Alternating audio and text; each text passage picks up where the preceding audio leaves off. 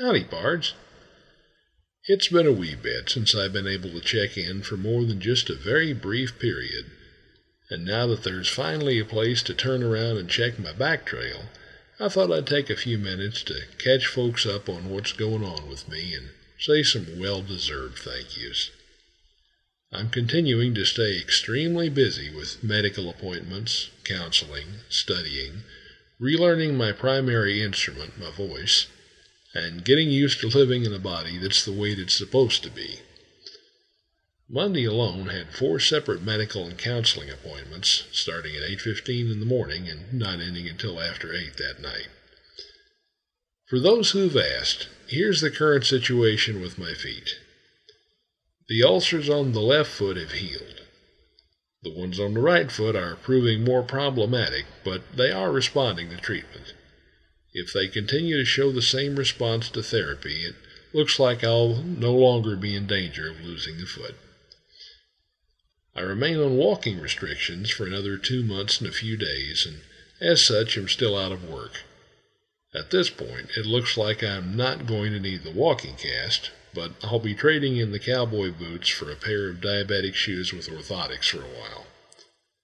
Some good news. My Access, that's Arizona's Medicaid program, has been approved, and this will help with medical expenses going forward.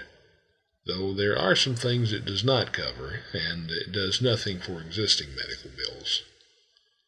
And it's a very good thing I have it, too. I saw my new primary care doctor yesterday, an osteopath here in Tucson, with a list of things that need to be done. He took one look at my back and started writing referrals. 2 now, the rest will be handled later. Now, those of you who've seen me in person know I am somewhat twisted in the back. I was born kind of back first and basically been into a horseshoe, and my thoracic spine, especially around T9 through 12, has troubled me my entire life. Add to the basic problem of bone loss and damage from car wrecks, bike wrecks, ranch work when I was younger, etc., compounded by decades of morbid obesity, poor nutrition, and lack of exercise, have left me with a hump that causes constant pain and makes it virtually impossible to maintain proper posture for more than a few minutes at a time. My once 6'8" frame has now become a compressed 6'4". I'm going in for x-rays and MRI and other diagnostics in about 10 days to find out if I'm a candidate for spinal surgery to correct or at least minimize this problem and enable me to stand without pain. This has gotten progressively worse throughout my life, and my DEXA scan shows I am at an increased risk for hip and spinal fractures. This makes it hard to work out as hard as I need to gain strength. In addition, due to the enormous weight loss, I will be requiring skin removal surgery. Yes, this is a medical necessity, though I can't deny there are some aesthetic benefits as well.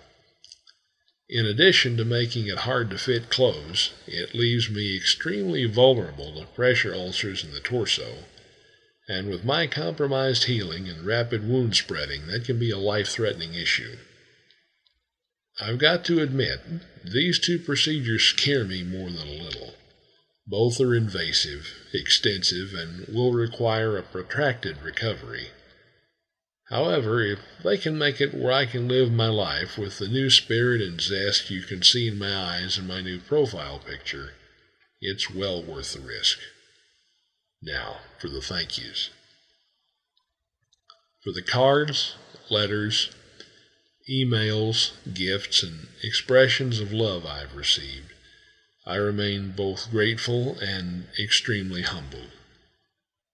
It's still hard to believe there are so many folks who care so deeply about me, especially the unlovable mess I was even as early as the start of this year. Many have asked to remain anonymous, and a few I don't even know the identity of myself. As such, I won't mention names here, but know that you are being lifted to God in prayers of gratitude, and that gratitude has run down my cheeks more than a few times in the last several weeks. God sent me an angel to lead me out of the dark cave I'd been hiding in and back into the light. And there I find a crowd of friends who I had, in my depression, failed to see for who they really are. Thank you for lifting my heart and helping get my feet under me again. It's still a long road ahead, but with God's help and the care and love of my friends, I'll walk it with a lighter step and look forward to the day when I can thank you all in person.